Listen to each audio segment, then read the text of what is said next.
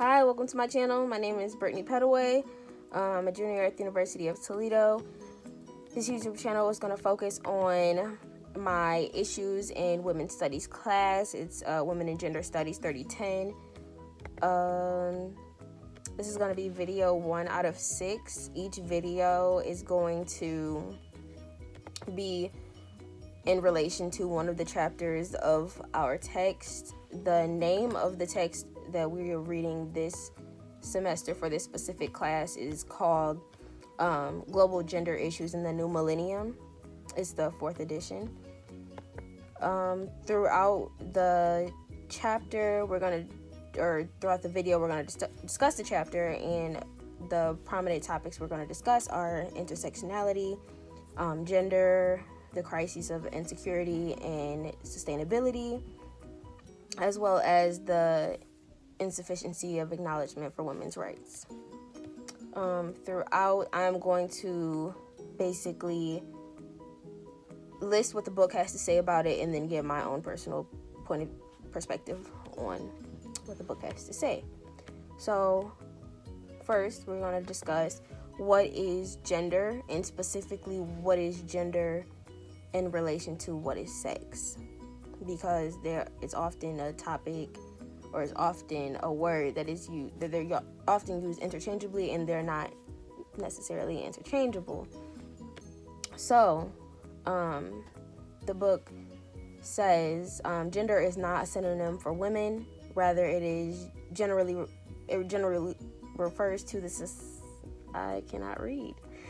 Rather, it generally refers to the socially learned behaviors, repeated performances, and idealized expectations that are associated with and distinguished between the prescribed gender roles of masculinity and femininity. So basically, what that is entailing is gender is more so like a spectrum where you have masculinity, femininity, and amongst that spectrum, you can encompass multiple different things, hence why we classify some young girls as tomboys, and then while we classify some young men as, sissies or just more feminine boys, because it's not a either or, it's more of a spectrum type of thing. So to identify a gender is personal. It's based on each individual person. It's individualized. That's what it is. Whereas sex is often referred to as your physical, biological, sexual creation.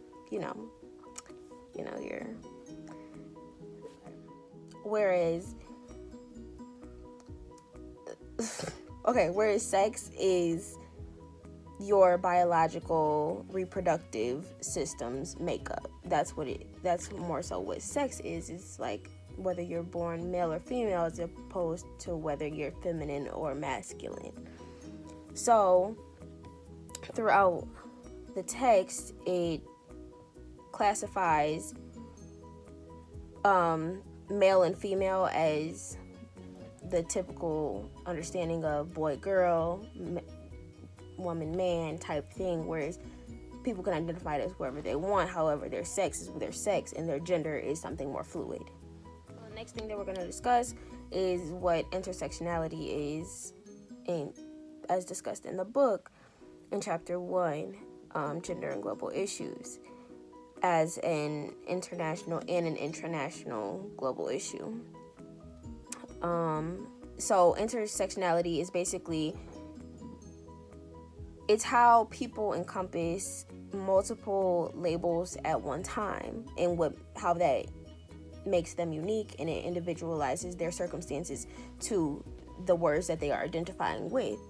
So specifically amongst, gender, as we classify as, male or sex, where we classify as male or female, you are not just obviously male or female. You are, me personally, I am female, I am black, I am young, I am etc., etc. I encompass multiple different embodiments, which makes me individual. So how the book sort of describes it is there are different categories of, there are basically an intertwinement of constructive ideologies in intersectional gender analysis, where the main four are sexism, racism, classism, and heterosexism. And then outside of that, you can be masculine, you can be heteronormative, you can be a capitalist, you can be a neoliberalist, gender normative, heteronormative, very militaristic, imperialistic, Eurocentric, colonialistic, etc. Okay, so once you embody all of these different labels at one time, it adds a different impact to the labels that you are encompassing. So, for instance, to be male is one thing, but then to be a black male is, and completely has a different connotation to it because of the embodiment that is. Then to be a poor black man is another embodiment. To be a rich black man is another embodiment. Like, it just takes your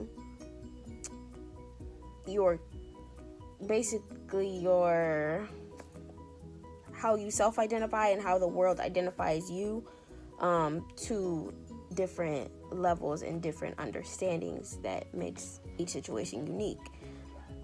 So for me to identify as a woman has its restraints and benefits of being a woman, as then me being a black woman has its restraints and benefits of me being a black woman, and each one will add and add and add to make that uniqueness that we call intersectionality, and each person has their own.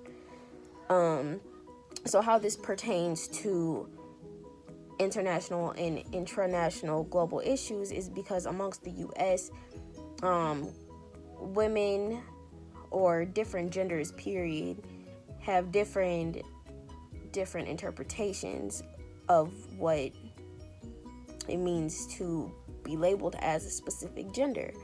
Globally, there is this stigma against women in the relationship between women and men.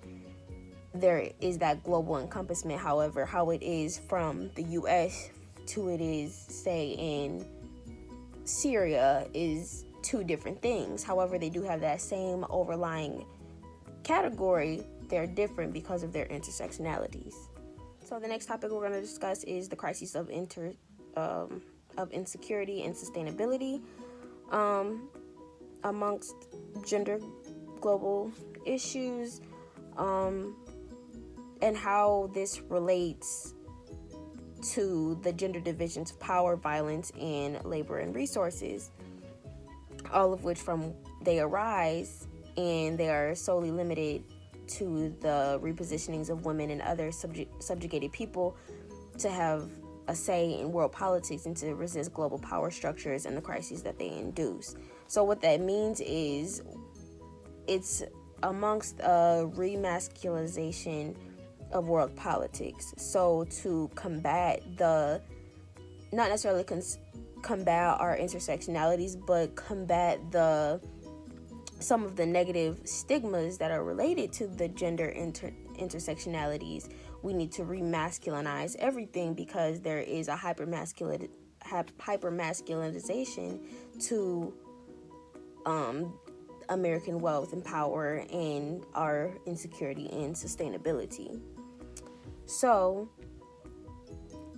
this also feeds into the last category of the insufficiency of acknowledgement for women's rights, and it goes among multiple different planes. For one, the book says, despite some gender policy gains at international and national levels, attention to a relationship between gender and inequality and global problem is still insufficient. So it is acknowledged that there is a insufficiency in recognizing and creating an equality and an equity amongst men and women that we have not come to address amongst anyone, amongst any nation. So it's that makes it international as well as intranational. Secondly, the book says policymaking bodies have interpreted gender equity narrowly to mean only raising the status of women relative to men without regard to the inequalities among both women and men that arise from class, ethnic race, sexuality, and national divisions. So what this is saying is how we interpret gender is very narrow-minded. We're not looking at it as a spectrum. We're looking at it, well, in a general form. People look at it from male, female, and that is it.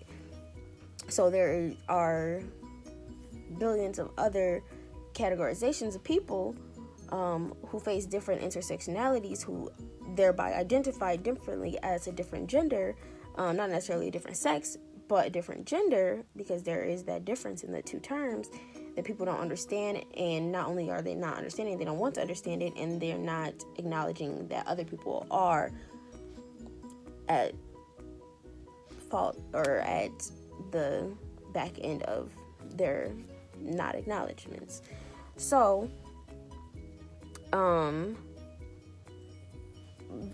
people, the leaders of groups such as the CARE organization, Doctors Without Borders, the Center for Global Development, the Hunger Project, as well as some corporate foundations heads such as Goldman Sachs, Nike, and many others, they have all concluded the same thing, and that is progress is achieved through women.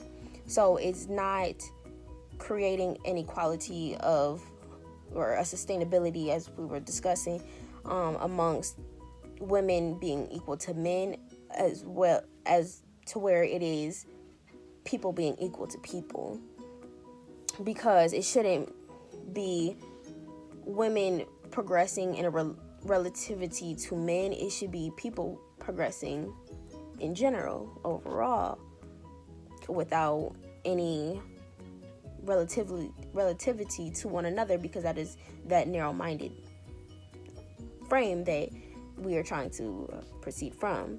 So to have these forward-thinking mindsets of combating these inequalities, we have to first of all acknowledge that there is an issue, and that is what a lot of people are now doing. Now we have to just take the further steps to implement them internationally as well as internationally. So now that we've discussed what gender is in relation to sex, what intersectionality is, the crises of insecurity as well as sustainability, and remasculization of world politics, as well as insufficiency to acknowledge women's rights, that all was what chapter 1, global gender issues, was about in the text. Hopefully all of this text was meant to set up for the rest of the book, as well as, now the rest of my videos. So now that we have an understanding of my perspective on what the book has to say about it, it'll flow more with the videos that we'll have in the future. So I hope you'd enjoy video number 1, and I'm looking forward to you coming back for video number 2.